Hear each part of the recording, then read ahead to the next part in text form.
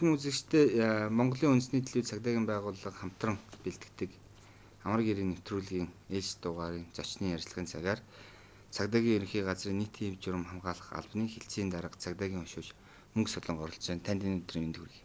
Баярлалаа. Чамд ч гэсэн энэ өдрийн мэндийг хүргэе. Нийт телевиз үзэгчтэй мөн Монголын цагдаагийн байгууллагын мянган албаа агчдын нэрийн өмнөөс болон нийтийн хэв журам хамгаалах албаны нийт бие бүрэлдэхүүний өмнөөс энэ өдрийн мэнд хүргье. Тэгэхээр иргэддээ нийтийн хэв журам хамгаалах алба гэж яг юу хариуцдаг алба бэ те? Энэ албанаас хийж байгаа зорилт, энэ хийж байгаа ажил маань энэ иргэдэд хэрхэн хүрж байна гэдэг талаар нь товч мэдээллийг өгөх байлаа. За цагдаагийн албаны тухай хууль шинжилэн батлагдсанаар цагдаагийн байгууллагын бүтцэд шинжилгээ өөрчлөлт орсон байдаг. Цагдаагийн ерөнхий газрын даргын 2013 оны 755 дугаар тушаалаар нийтийн хэв журам хамгаалах албыг байгуулсан. Нийтийн хэв журам хамгаалах албан маань өнөөдөр хоёр хилцтэй нэг төвтэйгээр Монгол улсад одоогоор нийтийн хэв журам хамгаалах чиг үүргийг хэрэгжүүлэх, нэгдсэн зохион байгуулалтаар хангах, мэргэжил арга зүйн удирдлагаар хангаж ажиллахаар ингээд зохион байгуулагдсан ажиллаж байна. За манай алба нь бол цагдаагийн албаны тухай хуулиар хүлээсэн чиг үүргүүдийг хэрэгжүүлж ажилладаг. За энэ нэлээд олон төрлийн чиг үүрэг байдаг. Энэ чиг үүргүүдээс дурдж танилцуулъя. За хуулиар хариалуулсан хууль тогтоомжийг нийтээр дагаж мөрдөх дүрм журмыг сахиж биелүүлэх, нийтийн хэв журам хамгаалах, за хуулиар хариалуулсан зөрчлийг шийдвэрлэх, за олон нийтэд түшиглсэн цагдаагийн үйл ажиллагааг мэргэжлийн удирдлагаар хангах, за хууль тогтоомжоор болон эрх бүхий байгууллагаас тогтоосон нийтээр дагаж мөрдөх дүрм журмыг сахиулах, за энэ зорилгоор эргүүл хийх, төрс хүчилгийн болон дуу хүчилгийн камерыг ажилуулах, за гэмт хэрэг зөрчлөөс бүртгэл судалгаанд үндэслэн хүчин сэргийлэх болон эргүүлийн үйл ажиллагааны стандартыг боловсруулах, боловсруулгүй болгох, за нутгийн захиргааны болон төрийн бус байгууллагуудаас зохион байгуулж байгаа гэмт хэрэгээс хүчин сэргийлэх ажлыг мэргэжлийн удирдлагаар хангах, за эцэг их асран хамгаалагч, харгалзан дэмжигчийн хараа хяналтгүй болсон хүүхдийн асуудлыг судаж шийдвэрлэх, тусалцаа үзүүлэх, гээгдлийн төрөнгийг хамгаалах, бүртгэж авах, бүртгэх, за хорхоос бус төрлийн ял эдэлж байгаа болон хорх байгууллагаас сулгагдсан иргэдэд захиргааны хяналтыг тогтоох зэрэг хэв журам хамгаалах чиглэлийн үүргийг хэрэгжүүлж ажилладаг ийм онцлогтой алба байгаамаа. Жишээлх юм бол цагдаагийн байгууллага бас энэ 2016 онд лидгөх том ажлуудын ард тус гарлаа. Тэгээ энэ хамгаалтууд маань амжилттай болж өнгөрлөө. Энэ техник технологийн дэвшлиг Улаанбаатар хоттой гүйлээс энэ камерын хяналтын системүүдийг нэлээд боловсронгоос хэрэгжүүлсэн. АССАН байна. Монгол улсын их хурлын сонгуул, иргэдийн төлөөлөгчдийн сонгуул гэдэг энэ том ажлуудыг бас амжилттай хамгаалтыг бол нийтийн хэв журам хамгаалах чиглэлээр бас амжилттай зохион байгуулсан юм байна тий. За та бүхэн мэдж байгаа Аз Европын дээд түвшний 11-р удаагийн уулзалт, улсын их хурлын сонгуул, аймаг нийслэлийн иргэдийн төлөөлөгчдийн сонгуул, за улсын их баяр наадам зэрэг томоохон ийм олон нийтийг хамарсан арга хэмжээний зохион байгуулалт энэ хамгаалтыг яг удирдлагаар хангаж, мэргэжлийн удирдлагаар хангаж ажилласан байгаа. За мөн одоо энэ дээд чадны байгууллагуудаас тогтоосон за хууль дүрм журмыг дэлгэрэнгүй боловсронгуй болох зорилгоор 12 хуулийн төсөлд за 41 журам одоо өөрсдийн саналыг оруулсан байна.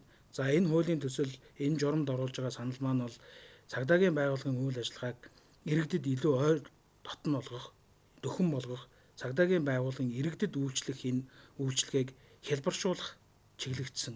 Эргээд иргэндээ үйлчлэхэд зориулсан, иргэндээ хүндрэлгүй, сурталгүй, за цагдаагийн байгууллагын үйл ажиллагаа маань хөнгөн шуурхай байхад зориулсан ийм цагдаагийн байгууллагын үйл ажиллагааг зохицуулж байдаг энэ хууль дүрм журмуудад нэмэлт өөрчлөлт оруулах саналуудыг төлхөө боловсруулад ингээд ажиллаж байна. Иргэдчсэн хэлдэг дахин сургалт энэ зан харьцаа тал дээр нь сургалт хэрэгтэй байна гэдэг тий.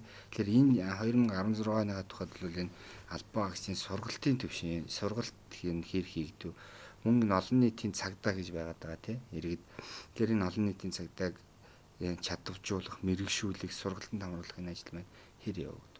2016 он гарснаас хойш цагдаагийн байгууллагын хэмжээнд байдаг цагдаагийн сургалтын төв, за бусад өссөн хэлбэрээр зохион байгуулсан за 21 удаагийн сургалтанд за 500 гаруй албан агчийг зөвхөн нийтийн хэв журам хамгаалах чиглэлээр сургасан байна. За мөн манай нарстай хээрийн сургалтын төв дээр байдаг хээрийн дадлаг сургалтын төв дээр нийтийн хэв журам хамгаалах албатын 21 аймаг 17 дүүргийн тасгийн дарга нар болон ахлах байцаагч нарыг за мөн иргэний засгийн ерөнхий газар за олон улсын хятад улс Оросын холбооны улстай хамтран зохион байгуулсан Сарекс 2016 эрен хайх хаврын туслах олон улсын сургалтанд мөн Өвөр Хангай аймаг, Төв аймаг, за нийслэлийн бүх энэ дүүргүүдийнхээ хэв журмын дарга нар болон бодлогын хэмжээнд ажиллаж байгаа мөн үндэсний аюулгүй байдлыг хангах тусгайлсан чиглэл өргөхүй байгууллагуудтай хамтарсан сургалтанд цагдаагийн байгууллага хэв журам хамгаалах албаныхаа алба хаагчдыг төлхөө сургаж байгаа.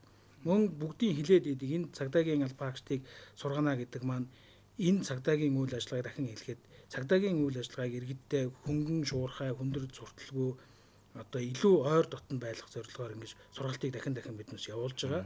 За сая бас нэг 2016 оны 10 дугаар сарын 26-наас 28-ны өдрүүдэд 21 аймаг 17 дүүргийн эсхийн байцаагч нараа оролцуулсан эсхийн байцаагч 2016 ажил мэргэжлийн аврах шалгаруулах уралдаан тэмцээнийг бид зохион байгууллаа. Энэ уралдаан тэмцээний маань гол зорилго нь хамгийн түрүүнд иргэдэд үйлчилж идэг эсхийн байцаагч гэдгийг энэ цагдаагийн нэгжийн энэ офицеруудыг ажилтан дадлагч, сургах, тэдний хооронд нь ажлын туршлагын солилцуулах, мэдлэг чадвар боловсролыг дээшлүүлэх, бие даалгаврыг хөгжүүлэх ийм зорилготойгоор энэ тэмцээнийг зохион байгууллаа.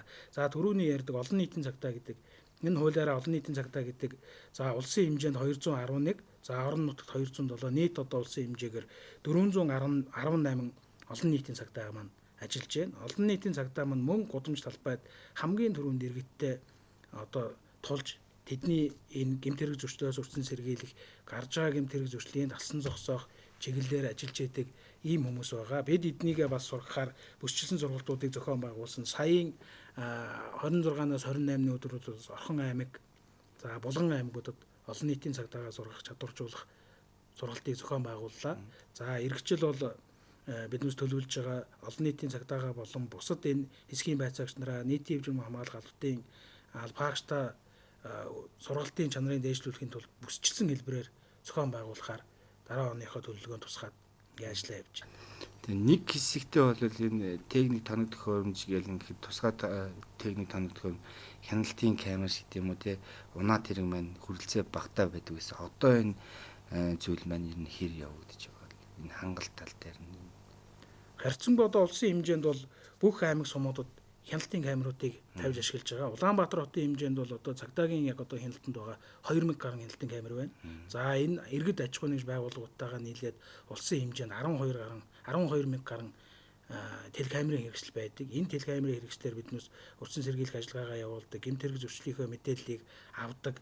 За тэрийг халуун мөрөөр нь илрүүлдэг ийм байгаа. Одоо цагдаагийн байгууллага бол харьцангуй сүүлийн үеийн тоног төхөөрөмж одоо дэлхийн нийтэд ямар төрлийн ямар чанарын одоо телехяналтын хэрэгсэл гарч байна тэрийг ашиглаж байна. Цагдаагийн байгууллага бол яг одоо олон нийтийн жишгт олон улсын жишгт нийцсэн телехяналтын хэрэгслээр үйл ажиллагаагаа явуулж бусад олон улсын цагдаагийн байгууллагатай бас мөр зэрэгцэн ажиллах боломжтой болсон хэцэнгүү. За техник тоног төхөөрөмжийн хувьд ч гэсэн орон нутгийн засаг захиргааны байгууллагуудтайгаа хамтраад олон аймагуудын парк шинжилгээг хийж одоо эргүүлийн болон хөдөлгөөнд эргүүлийн гэхэд автотайврын хэрэгслүүд маань ямар шугам төвшөнд хүрсэн байгаа вэ? Тэр мотоциклтэй эргүүл, явган эргүүлүүд, морьт эргүүлүүд Улаанбаатар хотод үүрэг гүйцэтгэж байна. Орон нутагт бол явган болон машин эргүүлүүд үүрэг гүйцэтгэж байна. Харьцангуй цагдаагийн байгууллагын маань парк шинжилэл энүүд их сайн явагдаж байгаа. Энийг ард иргэд маань өөрсдөө бас их сайн харж байгаа.